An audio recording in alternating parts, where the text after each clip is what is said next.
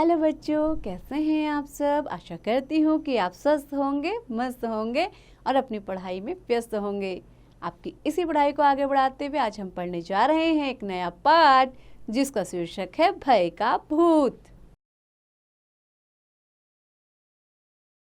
तो बच्चों, इस कहानी में हमें यह बताया जा रहा है कि हम अपने भय पर कैसे विजय प्राप्त कर सकते हैं।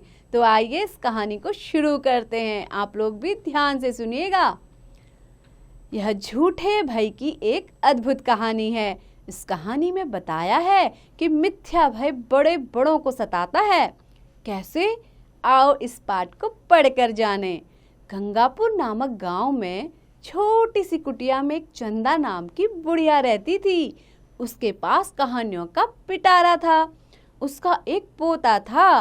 पोता रोज रात में सोने से पहले दादी से कहानी सुनता। दादी रोज उसे तरह तरह की कहानियां सुनाती। बुढ़िया की कुटिया छोटी तो थी ही, उसकी छत भी कमजोर थी। उसमें कई छोटे छोटे छेद थे। पोता रोज रात को उन छेदों से आसमान पर चमकते हुए तारे देखता था। एक दिन मूसलाधार बारिश हुई। बुढ़िया की झोपड़ी में पानी जगह जगह से टपक रहा था। Tip tip tip tip.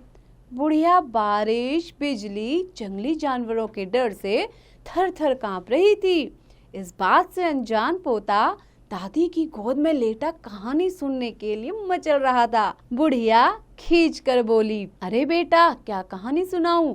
इस भय के भूत से जान बचे तब न।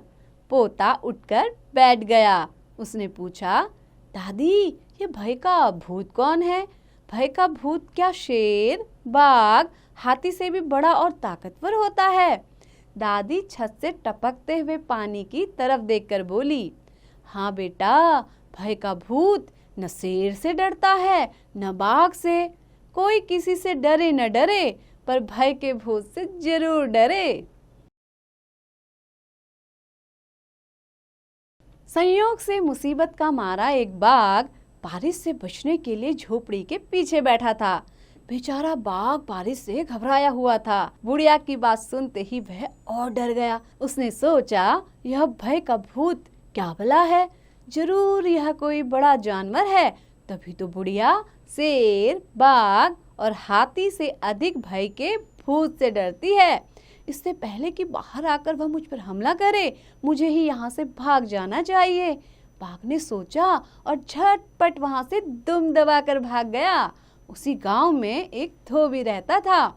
सुबह उसका गधा कहीं भाग गया। धोबी उसे ढूंढता हुआ सारा दिन बारिश में भीगता रहा, लेकिन गधा कहीं नहीं मिला। धोबी की पत्नी बोली, जाकर गांव के पंडित जी से क्यों नहीं पूछते? वे बड़े ज्ञानी हैं। आगे पीछे सबके हाल की उन्हें खबर रहती है। वे अवश्य ही बता देंगे कि हमारा गधा कहाँ है। पत्नी की बात सुनकर धोबी अपना मोटा लट्ठू उठाकर पंडित जी के घर की तरफ चल पड़ा।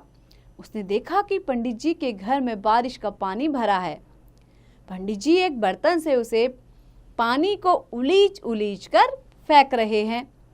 धोबी ने झिझकते हुए पूछा, महाराज, मेरा गधा सुबह से नहीं मिल रहा है। जरा पोथी पाँचकर बताइए तो वह कहाँ है? सुबह से पानी उलीच उलीच कर पंडित जी थक गए थे। कमर तो मानो टूट चुकी थी। धोबी की बात सुनी तो वे खींच कर बोले, मेरी पोथी में तेरे गधे का पता ठिकाना लिखा है क्या जो आ गया पूछने?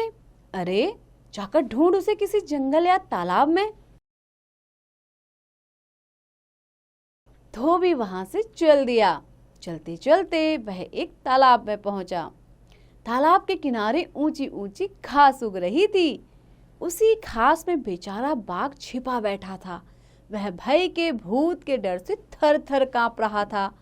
उसके कांपने से घास हिल रही थी। धोबी को लगा कि उसका गधा घास में छुपा बैठा है। उसने आओ देखा न ताओ बाघ पर मोटा लट्ठ बरसाने लगा। बेचारा बाघ इस अचानक हमले से एकदम घबरा गया। डर के मारे बाघ का गला ही बैठ गया। उसकी अक्ल भी काम न कर रही थी। उसने सोचा, लगता है यही भय का भूत है। आखिर इसने मुझे ढूंढ ही लिया। अब अपनी जान बचानी है तो यह जो कहे चुपचाप करते जाओ। धोबी ने बिना देखे घास में छिपे बाघ का कान पकड़ा और उसे घसीटता हुआ चल पड़ा। चलते चलते वह बड़बड़ाता रहा, आज तूने बहुत परेशान किया है, मार मार कर मैं तेरा कचूमर निकाल दूंगा। बिना चू चपड़ किए भीगी बिल्ली बना बाघ धोबी के पीछे पीछे चल दिया। घर पहुंचकर धोबी ने बाघ को खूंटे से बांध दिया और सो गया। बाघ धोबी के घर बंद कर भी खुश था। वह सोच रहा था, भय का भूत के हाथ तो आए, पर जान बची तो लाखों पाए। चुप रहने में ही है भलाई, कहीं भय का भूत लौट ना आए। तो बच्चों, कैसी लगी आपको ये कहानी?